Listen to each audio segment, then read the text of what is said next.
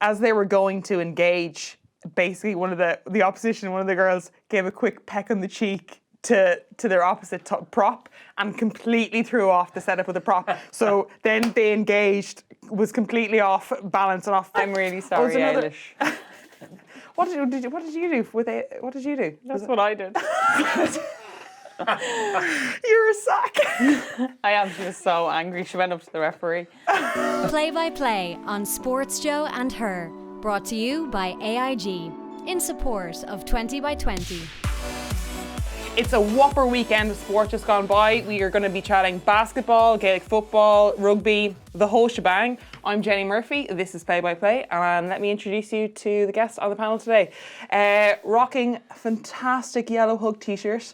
Sportswoman extraordinaire. Hold on, this is going to be long, so I might as well take a breath. Dublin Gaelic footballer, under 18s, Ireland soccer, Ireland basketball player. Yeah. And now you dabble a little bit in the egg-shaped ball. Lindsay Peat, thanks for coming on the show. Thank you very much for having me, Jenny Murphy. In the hot seat beside, rocking a very tight white t-shirt, flexing the guns. I must say, you got inside my head because I was going to wear my salmon shirt, my faded salmon shirt, but the last time I was on, I was like, oh, Jenny gave me so much stick for that. And I knew I could be fine wearing it, but she would mention it and then it would just put me off. So yeah. But you went for the one that your skin blends in with. Yeah, I think so, yeah. You can't even tell where the t-shirt ends. Oh, that is harsh. But I'm glad that we're starting off well, making you dig at Conán. Yeah, it's all good here. It's all good here. Conán, you're going to have to jump in with some stuff as well because, well, we've actually picked a great weekend for you to come on because all the sports that we're going to be talking about, you're like, oh, I've got international caps or oh, I've played county for that or whatever. So you can just slay into that. You can be our modern pentathlete expert. No, Natalia Coyle, she came top 8. She's qualified for Tokyo Olympics. So congratulations. Yeah, unbelievable. Amazing. Yeah. So she's been doing really well in the past couple of years, World Championships and all that kind of stuff, meddling away. Okay, well, we'll have to get back into you're here, so I might as well talk to you, I guess. Yeah, if you want to use me. Great. The amount of sports that you've played is just like, oh, I'm good at this, I'll stick with this. Oh, I'm good at this, or just... I actually don't know whether I'm good now, to be honest. Like, I've been asked this question so many times, and I just actually don't know how I really fell in. It's typically Irish. You sort of knew someone, and then you got a chance, and then... You took your chance. Maybe intimidated people. I don't know what way it worked, but you're a little soft marshmallow. Yes. So well, how did that's just like a sheen to like I don't know, I won't go there. Dublin Dubs. How did that get started, or like which sport did you actually play first? My mother threw me into basketball locally because when I started secondary school, she didn't want her eldest daughter. I'm the eldest of 3 girls. So terror struck and she didn't want me roaming the streets. So she met a friend she went to school with. Her brother was starting a basketball team and lo and behold, she sent me over for the summer. And I was like a duck to water.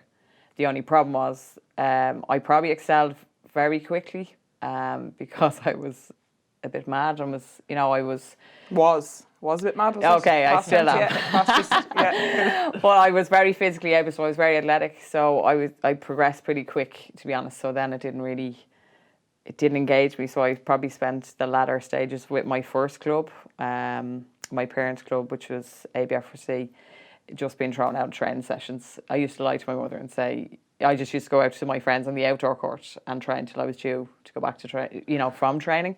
But I was why were you thrown out? Yeah. Or what did you do? I was just giddy, messing, it was, we were just doing basic layups, but I was able to maybe pull up and do a 3 or do a windmill or, anything that we'd practice that, and that wasn't part of the plan, which as a coach on a very basic level I get now. I would hate me. So then I moved on. Actually, my only other basketball coach was Mark Ingle.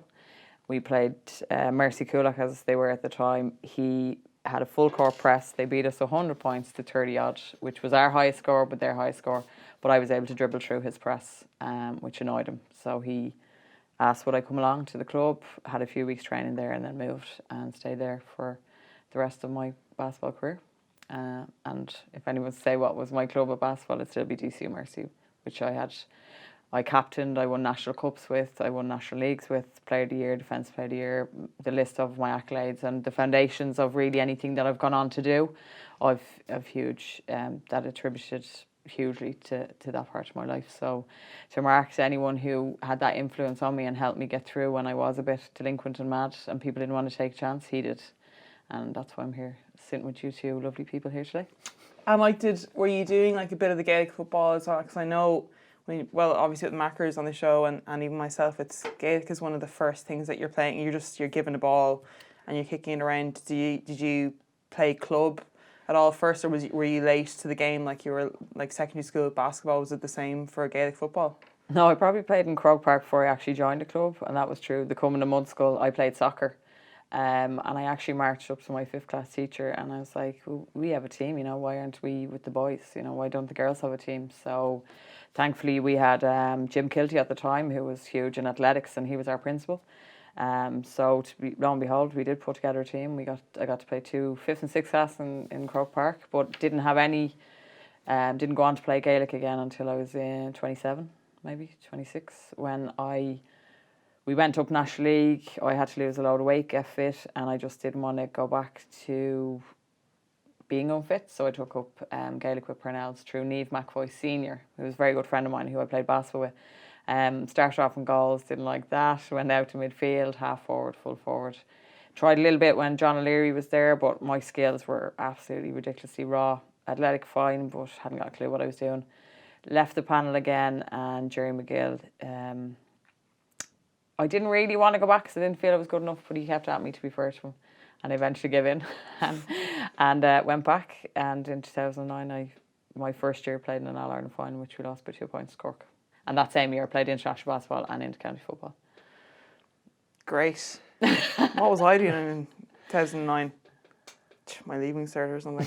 Lindsay's one of those really talented people who, coaches are always just trying to drag out. It's like, I'll see if I'm interested, I'll see if I'm free. I wish, I probably had actually, I'm not usually scared, is not the word I'd use, but I was probably I was a little bit embarrassed about my time when I was there with John O'Leary, because the lads was around 2003, 2004. That crew with Andrew McNally, Louise, Niamh McFoy Senior, Hopper. 14-year-old Lindsay Davey was there as well. 14-year-old Lindsay Davey, actually, Bernie Finley. Like, the list is endless of people who had played in All-Ireland finals. So these girls were huge, and to me to come in very raw, I felt it was a little bit disrespectful. But however, then it happened with rugby not so long ago either, where you're just thrown into the deep end. So it's like imposter syndrome. I feel like, what can I bring to this team? Because it is essential when you're up at elite level to bring something to the table. So I was reluctant. It wasn't that I was any use now, to be fair. Yeah. But obviously I'd started to grow into the game, grew confidence, took my time. But a good year, 2010. That was fantastic year. Like, do you know, it's whether you despise Dublin or not, what they've done to get to 5 All-Irelands, I know on a very small level what it takes to even get to 1. The commitment, the work rate, you're always that favourites tag, everyone's coming out to beat you the next day and dethrone you. So to come back after a heartbreaking loss that was in our own hands in 2009, it was really just player management and decisions we made which were raw, and a team who were just wanted to win but hadn't learned how to win yet, and that's very big at elite level. So in 2010 to actually really enjoy the final and enjoy the build up to it, and just the memory will live till the day I die. My only probably regret is I don't have more All-Ireland medals, because I think we really let it out of our grasp in 2009 and 2014. But to see the girls come back, realise how young they were to put through 3 All-Ireland losses in a row and come back in 2017 to win it, and now hopefully on course to maybe win 3 in a row. Not there yet, obviously, a big Cork unit to come up against, but yeah, it's going to be a good semi-final. A great semi-final, 2 great semi-finals to look forward to. So, congratulations to all involved. Was that result from 2014, like an All-Ireland that's actually at that game, did that have a right? I'm done with this now. I want to try something else. No, I was due to get married. I actually obviously remember that back and say, well, if it went to a replay, it was on the date we were due to get married, and I fear for what decision I would have taken. Claire would have killed you. Yes, this is so. I'm like, thank God we didn't go to replay. No, I suppose I chatted to Clean O'Connor at the time, and we felt maybe that the likes of Goldie, obviously Sinead, Lindsay David had been there a long time, but Niamh McFoy Jr., Leah, who else? Ciara Trant, the list is endless. She's All the other players that were there. Sinead Ahern, Alwyn Kirby. So all of the young players who were started to come up, and actually were the under-21 team at that stage who had won the All-Ireland. We thought it was just their time to move on. So it wasn't necessarily that we wanted to move to the side. It was just all these fantastic, Siobhan Woods, like all these fantastic players who had won at under-21. And I don't know if you've watched the documentary with Tyrone last night to see how Mickey Hart brought them from minor to under-21 to All-Ireland senior. That's to establish a team and start them young and bring them along is huge. So we just felt maybe it was time for us to move aside and let them shine. And maybe we should have kept on for another year or two, but the lads were well able, it would be on a more personal level to do that. And they're still around to this day, all the lads we would have played with. But that year in 2014, they had just won an under-21 All-Ireland. And if not, some of them had played the following year in it was changed to under-20, I think, that following year. So you forget actually how young they were, because they're all now, the average age is probably 23. They're all probably under 25 on an average age. And the amount of experience they already have, senior All-Irelands, under-21s, minor, All-Stars, All-Star nominations. Like, that's huge. Like, the calibre, we wouldn't necessarily have had that spread across it when we were coming in. So, no, I was getting married. I thought maybe the time had come for the senior players maybe to... And we'd put in... I not necessarily, but with basketball as well, had put in a huge shift. And it takes an awful lot of commitment. So, sometimes the heartbreak, you just need that break. So obviously you took a break and went to rugby instead. Smart. I knew that was coming. I was like, great. So yeah, sport, I don't want hardship. Let's do a full contact sport. Well, actually, I didn't want to move. Our loyalty, I moved Southside to live. It was only meant to be a short term, but I didn't want to change clubs because I would have had to play for like Kilmacud or Clonagale. And your parish is where you play for. So I didn't want to change JA clubs, didn't want to change basketball. So I said, I'll take up something new. And Railway Union, I had met Shirley, who was a cousin of a guy, Graham, who was our S&C through basketball. So we were chatting. She said, you must try rugby. And then I said, we'll come down and try. And yeah, they said, Ireland are looking for maybe a front, a prop. And I was like, how dare you? So I laughed, to be honest. I really genuinely laughed. I was like, I've just retired from... I hadn't necessarily retired, but I'd stepped back, obviously, from GA. So I just wanted to try something new. So, yeah. Did you, going from club, because I actually don't know, going from club to international, was it quick? Because for me, it was... I started playing in college over in the UK. Yeah. And... barely grasped the offside rules, was playing less than a year, and then we got to play against the Ireland team in a Six Nations warm-up. We were basically tackling bags with a heartbeat. It was like they racked up 80-something points on us, and it was like 3 weeks to go. And I don't know, whatever Goose at the time was like, let's bring her in. And again, like similar to yourself, was like, this is too soon, I don't know enough. What am I doing here? And it happened really quickly, but it's kind of similar, enough to yourself. You're like, again, just chucked in the deep end and see what happens. I played a bit of sevens, I think, that summer to get his skills. I think Ruby Toohey was over at the time. She had just done a bit of travelling and knew our coach. So I think one of the trains, I could barely pass. And I kept saying, sorry. I'm really sorry. Because I knew Bar, I was like, oh my God, she's New Zealand. I didn't actually know the extent of who the hell she was. But now I look back, I'm like, you are so embarrassing. So, yeah, did a bit of that. And I'd say if I had 5 league games under my belt before my first cap, which was the 14th of November 2015 against England, I was like, I have not got a clue what I'm doing. I remember being so out of breath in the warm-up, Ed had taken us through our paces. You probably remember it was like a pit of wet. It was just non-stop rain in the stoop. And I was like, I'm really going to play in this. And every time you hit a bag, you just hit a puddle of muck. So I was like, I don't know whether this game at all. I like it, but I don't know whether I know what I'm doing. And I kept going after the 9. And yes, I was offside at all times. So no, had not got a clue. And I remember... the first camp, someone was eating their breakfast. I know who it was, but I won't mention names. And as I walked in, I think the spoon just stopped, and they're like, and just did that. Holy Lord, what is she doing here? So I totally get it, because there were a lot of the team that were from 2014 and had reached obviously the semi-final, and have no doubt there was questions asked, and all you can do is keep working hard, asking questions. take a few, harsh words on the chin and keep plugging away and hope you bring something. Was that hard to go from being a player that has racked up, I maybe not so much Dublin, you were saying you came to it late, but going from a sport where you're comfortable, confident, and you know what you need to do and your tactics and everything, and then going from rugby, which is, it's so much more there's so much more tactics in it. I was blown away when I first started, like, and then that's all thrown on you on top of like, oh, also you're going to get mashed to the ground, and when the ref isn't looking, sometimes they're going to like shove your face in the muck as well, and I'm like, and I have to think 3-4 phases ahead, or I have to try and think 3-4. Is that it's just daunting? Oh, it's huge, and I found it very frustrating because I was a point guard, so everything, I knew every play. I was totally always in communication with the coach. I knew exactly what he wanted all the time, and I made sure I knew everything down to a T.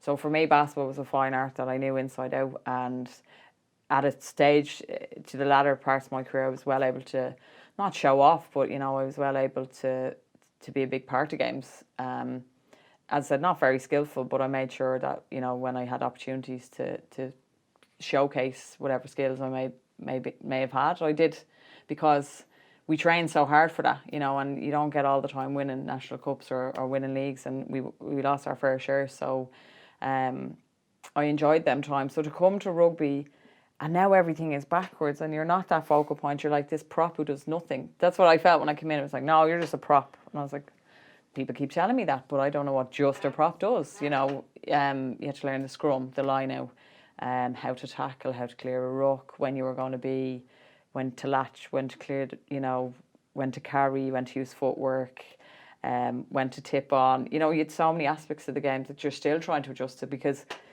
when I'm carrying a ball up a basketball court, I can see everything, and I know where we're trying to manipulate to open up space for us. Like you said, rugby is now 2 or 3 phases ahead, and I'm not the brains of the operation. I'm relying on the 9, the 10, our centres, all this communication to come to you, and it's so split second as this defensive line is absolutely trying to choke you. So I enjoy it. I didn't enjoy it at the start. I'm starting to have I remember. I'm very fiery. Conán. What do you remember? Because I was injured for probably that first Autumn International. Yeah, I was injured for the first Autumn International 2015. So I played in the 2015 Six Nations, and then got injured with Sevens that summer. So I was out for 16 months with that injury. So I missed that Six Nations as well. And then I came back in 2017 for the Six Nations. And I remember even then, you're kind of, because it depends. If you're playing it in a training, you'll have a bit more time to be like, this is why we're doing this. But during a game, and I know I can get quite airy, I'm like, do this thing. You don't have time to explain, like, Lindsay, hit this, bring this person there, whatever. But you want to understand it at the end of the day. And sometimes it's like, there's not time at the moment, do the thing. And like, front row's job, it's not glamorous a lot of the time, but the space, what they do makes the likes of someone like Ali Miller or Senny Nooper or whatever it is look good. So you have to work nearly 5 phases back to be like, oh, the reason why that set piece worked in the first place was the tight head got a turn and that, and it's nothing pretty, and it's sometimes it's going from, well, I don't know, like basketball or Gaelic, when you look at the game and you're like, oh, the move started off there, and sometimes it's a little bit grey in rugby. Very grey. Yeah. And what do you like? Did you ever have any back and forward or arguments about that, or like were you getting frustrated trying to learn this stuff? Yeah, I certainly was frustrated at one. That's one thing probably drove me on, was that, as I said, when we started, it was very much the old school prop. So you were just like this wrecking ball, and I found that offensive because I was like, well, if this front row does an awful lot of work, we actually can be that extra, advantage onto teams if you're able to play ball. And if we look at Tyke Furlong now and Cian Healy, and the new modern age prop, like. But I think that though, like one of the, and it's not picking out any other props, one of the best props that we've ever had, and like obviously I'm biased to one of my best mates, Ailish Egan, 2014 World Cup, she's outstanding, one of the best tight heads that you pick in the game. But it's not, again, it's not like it doesn't, you don't stand out like when you're picking your dream team for 15s, whatever, or even like Men's World Cup is coming up now. No one starts off really with the front row, but like everything else doesn't function if nothing. Everything will crumble if we don't have set piece. So it's like do they have in Ireland? They used to have a fromance. So you could only be in fromance if it was a very elite group. So you had to be in the front row. That was the first thing that you had to be. But then you had to be invited as well. So certain people in the front row were just like, nah, she's not crazy enough. She's not funny enough. She's not enough crack. So you can't be in the front row for then. So there's like no hope of me getting in fromance, but you're allowed if you have you're allowed to be a part of FRAC. So I'm a proud member of FRAC, which is Front Row Appreciation Club. Yeah. So that's one of that's if like say the forwards do an unbelievable set piece or a nice scrum, we get a lovely clean ball, and then somebody with double digits on their back knock it on, and it's another scrum. And like I started off in the scrum. It's horrible in there. It is horrible. Like second row, it's not a place you want to be. So when we balls up, they get punished for it. And like I'm just like when they're running to a French scrum, I'm like, oh, I'm so sorry, lads. I'm so sorry. And they're like giving me death stares, but being like, at least she's apologetic. Yes, this is true. I'm glad you mentioned Sinead Cheegan because I need to, obviously she knows this, but a big thank you because she was one of the ones who actually took me under their wing and went through an awful lot of stuff for me and broke it down. So, Fromance the Eilish. Yeah, bit of a ledge. They're all like slightly tapped in the front row, but that's the kind of way you want them in. You don't survive the front row if you're not tapped. Yeah. That's unwritten rule. Nice.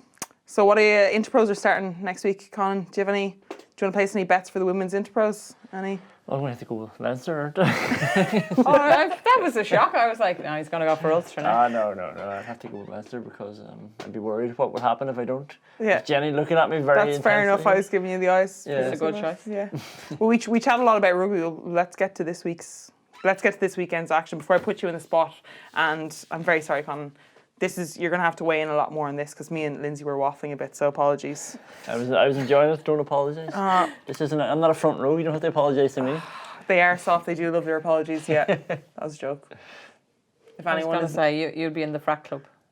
Appreciation. Yeah. I'd be happy enough with that. On the wing, do you think? But how did you end up front? Like, how did you know you were going to be a front row? Why did somebody put you there? I still don't know to this day. I was playing 8 at club and they was like, they're looking for a front row and I think he'd be a good prop. So I was like, but because again, I didn't know anything about the game at this stage. But I suppose, I don't know. I think they pick certain what are you good at in a game. So I started off in second row and then moved to back row because I liked carrying with the ball and I was able to tackle. And then they were like, oh, let's give her a bit more space with the ball in hand, and that was centre. And then that's where I've been since. Yeah. Although I might move back closer. Who knows what's going to happen?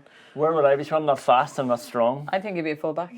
Oh yeah. Yeah. I could do fullback. You need a bit of speed. Like you do. No. It's all up here. Exactly. Yeah. If you can read the game and know, you can manipulate and start to make your. As a 13, I would like my 15 to have a little bit of pace. I'm not going to lie. Really? Yeah. It depends on the 13 as well and who you're playing with. If you've got like a pacey 13, like someone like Gary Ringrose, you don't really need your fullback to be as fast. Or if your two wingers are really pacey, they can more than get around. And like Rob Kearney, is he the fastest? No, but he's extremely smart. He gets in really good positions, but his work rate is unbelievable. All like the way Joe Schmidt is playing at the moment, the pressure that he puts under the back three is huge. The ground that they have to cover. If you even look at like an open phase play and you pick one of the wingers and you look how many times they're working across, sometimes it's for nothing or sometimes it's for a complete ploy and it's snapped across the other way. But they're like Dave Kearney at the weekend, or when he's with Leinster, for instance, he covers some amount of grass. We've seen his clip on, what was it, against Munster, was it? Where he started on the right wing as we were playing up and started to move across and ended up on the end of a try. So yeah, but that's the way the game has evolved. That's the way hopefully even we can see ourselves. You're now tactically, because you're so matched, it's now tactically coming down to the small margins. Just testament to what's been put into the game, but it's huge now. Like I think this upcoming Six Nations is going to be so interesting because last year the England girls went professional, but they were only in their professional contracts for like 4 or 5 weeks. So that does make a difference. You've got obviously more time to rest during games. You don't have to worry about, getting to the job 9 to 5 and then trying to fit in X amount of meals. Everything is kind of done for you. But now with a year of being professional behind you, that's huge. Like that's a monster that keeps on getting bigger. And that's something that other nations are now looking to being like the gap. I know I harp on about it a bit, but that gap is widening considerably as well. So when it's amateurs versus professionals. Well, their development as well, their depth of squad who again, they took the chance. Like looking at Sarah Byrne's profile, she had her introduction. She's a prop for... Sorry, tie head. She's only just 22 max. She started in a summer series just before the 2017 World Cup and started 4 out of 5 of those games and won a World Cup that year. Like what they have, and again, a lot of their squad now is from their under-18s. And under-20s. So we're the only Six Nations squad, only women's Six Nations squad that doesn't have an under-20s team. So it's kind of like we're asking a lot of players to make this leap when there's no structure. Like, this is how we want to play.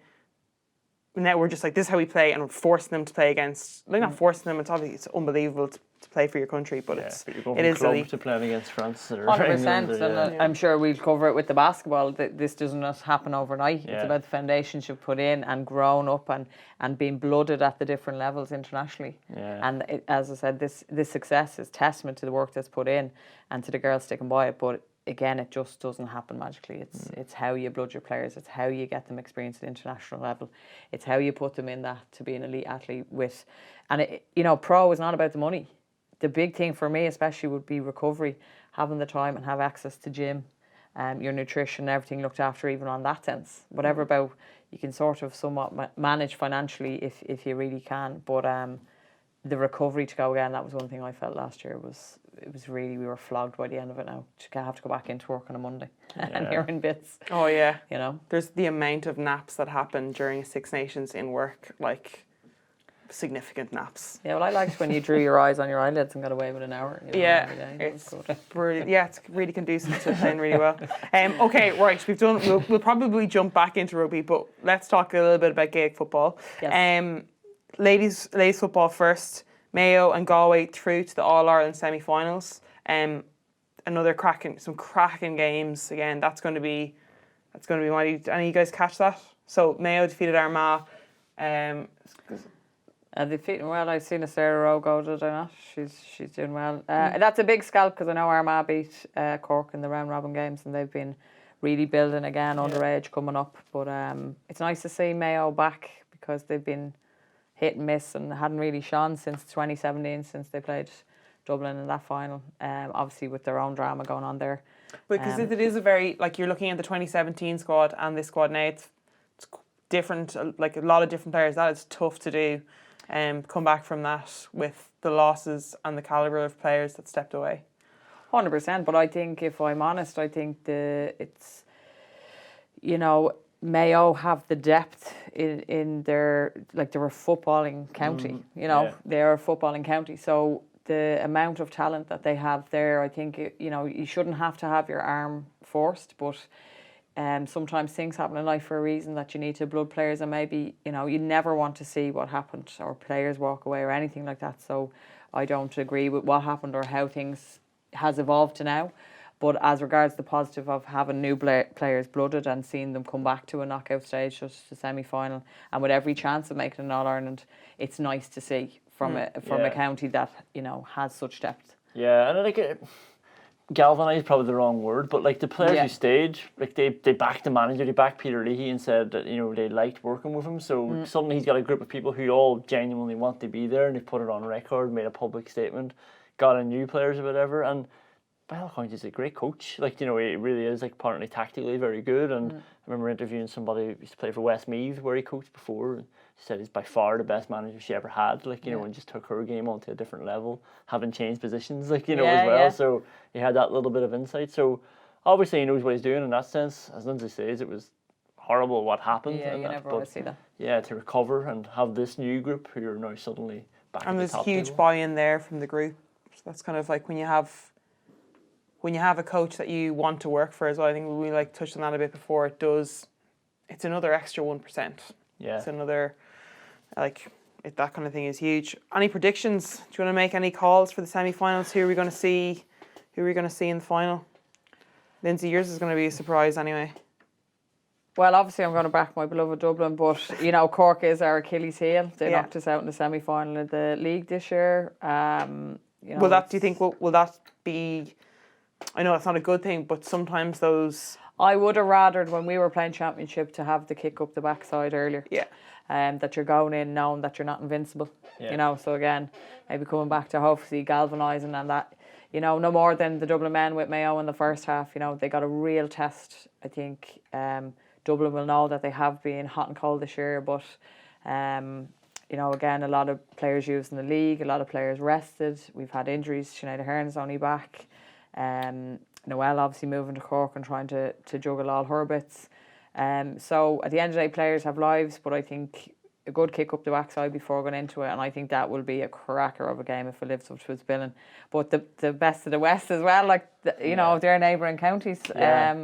Galway have gone very well this year. I've been very impressed with them.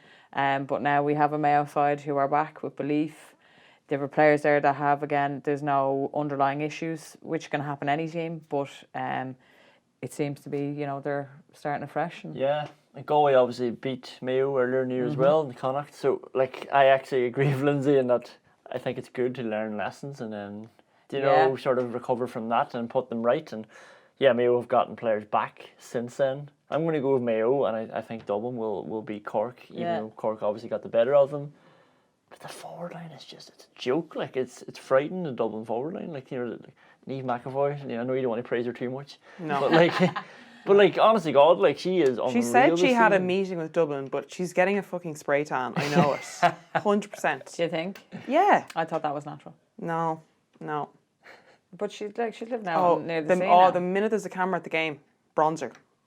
Yeah, but I also felt that, you know, you got more definition. She's going to kill me for that. She's going to get a text in. I'm joking. Yeah. So like I was saying, Niamh McAvoy. sorry, Conán. No, but like Lindsay Davies come back, it doesn't look like she's been away. It actually looks like she's been away on an army camp or something. Yeah. Like, you know, looks even fitter again. Carter Rowe, Noelle Healy, Sinead Ahern. Nicole Owens. You know, he's doing well with Carla because he'll tip her in, and you know he's not afraid. I love how he's not afraid. You know, there's no egos there. He's not afraid to just, everyone's on the same peg, and he's not afraid to just not start people or take people off, or you know, if you're not playing to the game plan, that's it. Good luck. Which is exactly what Jim Gavin does as well. 100%. Doesn't matter who you are. He does not lose. He doesn't seem to lose the cool. Even when in the first half against Mayo, it was just into the mic. There was no, though you'll see like a Davy Fitz, just all passion, all energy. And there's Jim looking for an extra biscuit with his tea. Yeah, I felt it was just like, I have a message. Yeah, it was great. Did you see at the start as well, they had, I think there was a big applause at the start. They had like a 20 by 20 flag out. It was actually cool to see Kelly Harrington addressing the hill as well. Absolute legend. Yeah. I have a lot of time for Kelly. Just she does what she does and she believes what she does, and no better, you know, obviously we've a number of ambassadors, but for her natural native dub, speaking to the native dubs and just telling people to, you know, sit up, take notice, and it's all well and good having a chinwag about it, but you know, people need actions, so we need people, bums on seats, as I said. So if you're free this Saturday, Leinster are playing Connacht in Energy Park.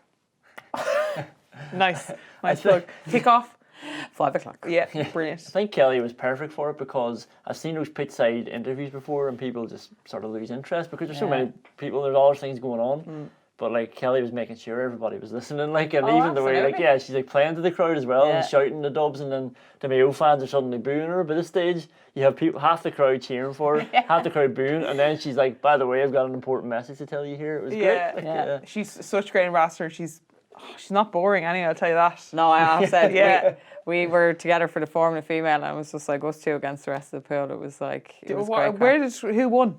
I think me and Kelly came joint first.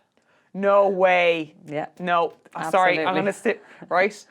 before the World Cup in 2017, we were down in Don't Cork. bring up the go-kart. Yeah. So It wasn't everyone ready for my weight. whatever. They had go-karting, and it was. Do you ever see Mario Kart? You know, you got like Toad and Yoshi are the fast ones. You know, the light, whatever. Yeah. And then this big Bowser in the back be like, "It's not moving. It's not my fault." Like crawling around in like a little micra of it, wasn't moving. Yeah, but we had a BMW. We had a real monster that day. So She came last in the go-karting, by the way. Nora, you know, drove me off the track. Great. Yeah. This is exciting. I'm glad we brought that up. Yeah. I do have sympathy for you. We went go-karting a couple of weeks ago through work, and it was the most frustrating experience of my life. 100%. Because everybody had been there before as well. I didn't come last, but I was raging that I wasn't doing better. I thought I was doing really well, and then you come back and look at the time. I know, and you're like, for God's sake. I was looking for the R2 button to help me around the corner. Booster. Conán, for yourself as sports editor, Joe, drop that in, not just a fashion icon. Like you've been involved in the show and with the 20 by 20, like the activation and stuff since the beginning. Do you see a change in the media and how, like the perception, but also the amount that women's sports is shown at the moment? Like, what would be? Oh yeah, absolutely. Like the target was obviously 20% more media coverage. I don't know the exact figures, but I'd assume it's more than that. Like you know, like considering where it started off from as well, which obviously wasn't amazing, but it's just become very much part of the zeitgeist now. Like you know, it's just it's a natural thing more. And like when you're looking as a sports editor, when I'm looking at the calendar, it's like I'm always looking at both calendars. You know, to see what's coming up and what we can target, because you know, we're probably a bit different to some other outlets in there. We don't cover things exhaustively. It's more of a magazine style. You know, so we sort of look to do features or shows or videos of big spikes in the calendar. So yeah, we're certainly just looking at the All-Ireland semi-finals or the All-Ireland finals or Well, there's so much on, like we can't, it's like even when I'm trying to be like, oh, I'll talk about the rugby, I'll talk about like modern pentathlon, I'm talking about the under-20s basketball, you're like, I don't have enough time to, like as in it's great because there's so much stuff on as well that like you don't feel like you're doing it justice by just mentioning it, but then like there's so many great sport like shows and stuff out there, that are delving into a lot more, and it's great to have options as well. And I think, but do you think, like Lindsay, do you think like in 2021 is it going to push on, or what needs to happen for, you know, this 2019, 2020, what needs to happen to like further this even more? I think again, hopefully, you know, the youth of today speaks through media, they understand through media, so that is a conduit. So I think the increase in media and the Can't See, Can't Be campaign, and that they can relate to sports stars, female sports stars, I think hopefully now we'll have a buy-in of a large group of women and girls that are going to take up sport. Our job now is to not only get the numbers, is to retain the numbers. If they take up rugby and don't like it, what's the next sport we can try? Because sport is for everybody. I can't stress that enough. There is a sport out there for you. You will find the shoe that fits. Or 17 sports. Listen, it was just it was in its infancy. I was lucky.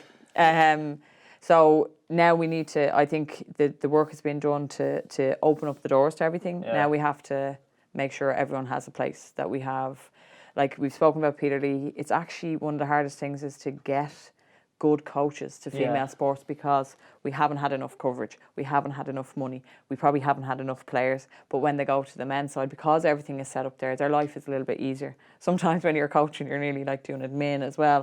Do you know, so I think now the big issue will be to have the facilities, the coach and the infrastructure, shall we say, in place now to retain the numbers, and again then build on them again and keep the ball rolling and keep the shoulder to the wheel, because we can't have that spike and now a dip and have a spike again and have a dip.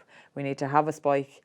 Grand if it plateaus. There needs to be something there for the spike. Where's the carrot all the time? We have to have that carrot to keep people in, because and people will relate to sport on very different levels. I love it on an elite level. That's what makes it tick for me. For other people, even if they come in and just find their niche and play every week, so be it. The social side of sport and the friends and everything that you build around it is key. And even I have a 3.5-year-old. I know he doesn't understand what he gets from sport, but he understands the buzz of putting on a jersey and everyone's roaring at the telly, and he knows that we don't build Lego when Dublin are playing in an All-Ireland semi-final. Because he buys into that and he does get the buzz and the energy off it. And I said, if he never goes into play, I want him to have that social side where he has a team, he believes in it, he sticks with them, and he has that group of friends that he has that banter with, you know. Yeah. So I think that will be the big key for us now is infrastructure, money, funding, getting coaches in there and keeping the girls in. Because there's like the under-20s now. We have to touch on the girls for a bit. Under-20s in basketball. Yeah. They had unbelievable finish the weekend. So they came third, beating Great Britain in the bronze playoff, and Croatia on the way. So they beat GB by 3 points. I think there's actually a little cheeky. Did you see that little cheeky Enya McGuire? Now listen, Enya is daughter of Garrett McGuire, Deirdre Brennan. These are like her basketball is in her DNA, and I have no doubt Garrett McGuire has showed her that. You know, he used to play for Belfast Star, Irish international in his own right, legend. You know, it's very cheeky. Very cheeky off the back. But you never turn your back on the ball. That's the first thing you learn in basketball. You must always keep your peripheral vision. Well, ball and man. Check out Enya McGuigan's little cheeky McGuire. Back at McGuire. Damn it! Oh no. That's okay. McGuigan's another good northern. Enya's still a great name. Great name. Check out Enya's clip now. Yeah. It's deadly.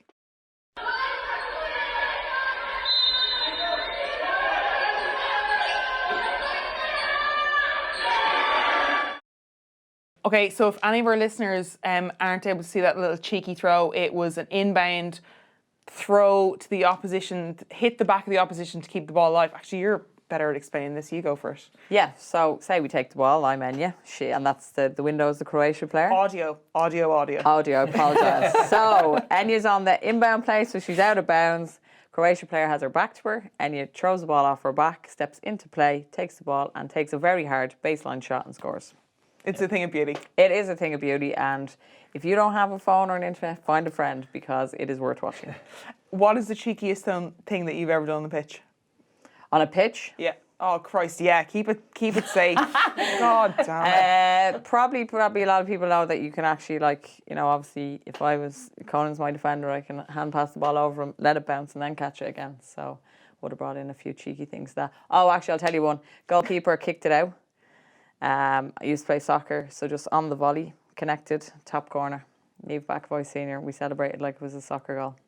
I love the way you were like, oh, the cheekiest thing, and you're like, I'm going to describe this unbelievable goal that I scored. But it was cheeky. Oh, You just so don't modest, do that in GAA. unbelievable. So, and like, I asked you the cheekiest thing. I'm going to mention 2 things and 2 different sports that I'm unreal at. Wow, class.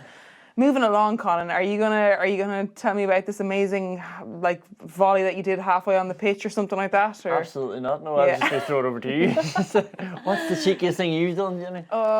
She's probably handed me off, flicked the ball over her head and scored a try. Yeah, probably. No, one of the girls though, I'm not going to mention names. Like, so there's a few like shenanigans that happen, especially if you're playing against your friends sometimes. One of the times, I can't remember if it was a club game or it was Interpro, but I was like, she's looking at me. No, you're safe. Sorry, it wasn't you. And I look across. There was like 3 phases after the scrum, and I look across, and one of the girls was stood up fuming from the scrum, like absolutely fuming. And it was a break and play, and I toddled up, and I was like, "What's the crack there?" And she was like, "Oh my God, I'm going to kill her. I'm going to absolutely." Oh no! Oh no! No, this mightn't have been you. Oh, thank God. It was like, "I'm going to kill her. I'm going to absolutely kill her." And I was like, "What?" And then she was like, "No, like she did, like fair play to her, but whatever." So you're bound in.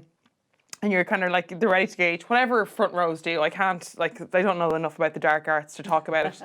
But as they were going to engage, basically one of the opposition, one of the girls gave a quick peck on the cheek to their opposite prop and completely threw off the setup of the prop. So then they engaged, was completely off balance and off foot. I think we still kept the scrum, but it definitely wheeled when it shouldn't have wheeled. We didn't want that to happen. And there's fuming for like so little peck in the cheek. Go on, Lindsay. You explain. Go for it. Do you want to share any more? I'm really sorry, Eilish. What did you do with it? What did you do? That's what I did. You're a sack.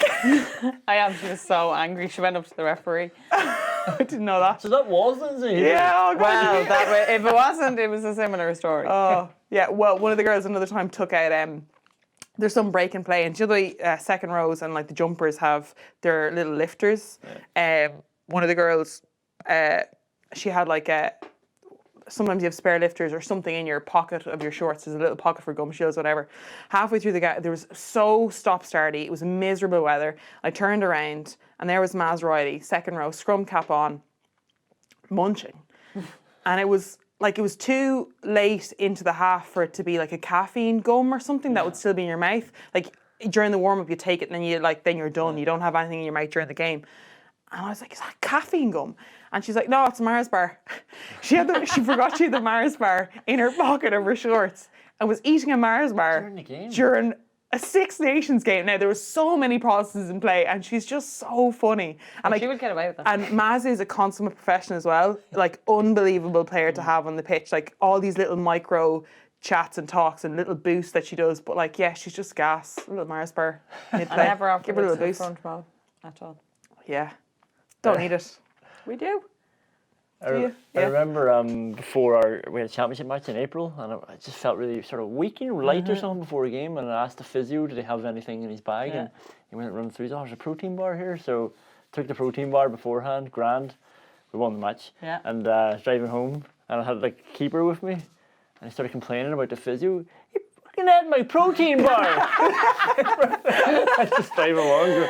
Why would he do that? Who does that? That is the height of ignorance. Literally, the worst about it is he left a little bit of it because I just got filled up and it's left. You're so man, I would have finished it. Yeah, nice. Lads, that was not too bad a waffle. That was all right. I think we've covered most stuff. We'll give a nod to the lads. We missed chatting about Ireland, Italy at the weekend. Warm-up game, Ireland 29, Italy 10. Not the most exciting of games, probably a little bit shaky, but like Rugby World Cup, kind of that's what you expect. Positive for me was Carberry, because I think going into, as you know, the pivotal position is your halfbacks. Yeah, if he's not injured. If he's not injured, I'd say he looks good, to be honest. They'll sugarcoat him, but I think he looked very confident. His little grubber kicks, he offers something very different to Sexton, but just then looking at Byrne and Carthy, though they're absolutely excellent players. I don't know whether they offer the same right now because of just a little bit less experience, but I thought he was a huge problem. They're just so varied. If you're picking, like Sexton's on the plane, that if you're picking another fly half, he's so different. Like, and even the pace that he's able to go from ball in hands to that transition to kick is just off both feet is unbelievable. And his kicks were smart. I thought they were good. They brought and he kicked well off the tee as well. Yeah, it'd be really disappointing if he wasn't on the plane or if he didn't make it. Is there a selection headache at centre with Chris Farrell? Yeah, because he was good. Yeah. He was good, and he's still so young. I think people forget that he's only about 25. Is he? Yeah. He just offers something a little bit different as well, doesn't he? I'd bring him anyway, to be honest. I think there's, would they bring 3 to 4 centres? I think bring the 4, because again, it's sort of nearly like, for so long we just had Darcy and O'Driscoll and we didn't have that backup. Now we have it. And I just think I'd personally bring, because I think it's going to be a key decision. At the expense of... No, like as in I'd bring all 4. No, yeah. So you're bringing all 4, but like one of the forwards is going to have to take a hit. Like Murphy, Ruddock. Like personally, after watching that game, Byrne is on has to be on that plane as well. He's a game changer. He was excellent. Yeah. Well, what did we think of Jean Klein? I think he set up the jackal as soon as Byrne came on. He offers something very different. Obviously now Toner's not too bad an ankle injury. Obviously he has to go. He's a line-out expert. But if you're going to the knockout stages now against physical South Africa, very physical New Zealand, and you want ball players, that's when your headache selections come in. So we're hopefully looking to get through the pool and top it. But now when you're getting into knockout rugby, that's when your depth and your experience has to be saved and come in through. So, and if I was saying that, I'd bring Ruddock. Like, he's been very good captain. He does, like, I know we keep talking about, like, he does all the hidden stuff and he does that, like, all the hard work, which, yeah, that's great. But then we need some players that will change a game. Like, Tyg Byrne does that. We don't need everyone to be a game changer. You need people that are like piano pushers, piano movers, piano players, whatever it is. Bundy's been good. He hasn't been injury prone. Henshaw has. That's your other issues. Then you're looking at players going, yeah, look what they bring, but are they injury prone? How are they going to fare? Then how do you manage them going into pool stages? So I'd hate to be Joe Schmidt, to be perfectly honest, because there's so many dynamics to everything he's going to bring. But I definitely think Chris Farrell offered something to say, don't knock me off yet. He's obviously going to use them in the next games against England and Wales. You can't, like, like, I'm thinking of it from a centre point of view as well.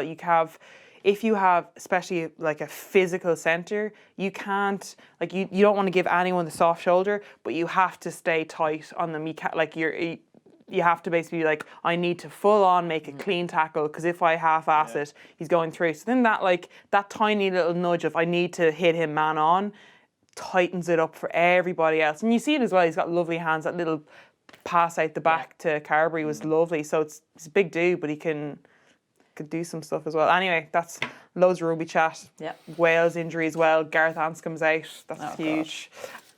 Brodie Retallick. I could go on about rugby all day, but neither producer won't let me. She's given out my ear now because we've talked too long, so I need to cut the show. Lindsay, thanks for coming on. For thank you we'll very have to get you much back for on stage as having well. me. No, definitely. Conán, thank you. I'm sorry the abuse that you get so much, Lindsay. but you're some chap. Appreciate it. Thanks very much. To everyone, I was like, you're a good dude, man. To everyone listening, watching at home, thanks so much again for tuning in. That's it. Send the show.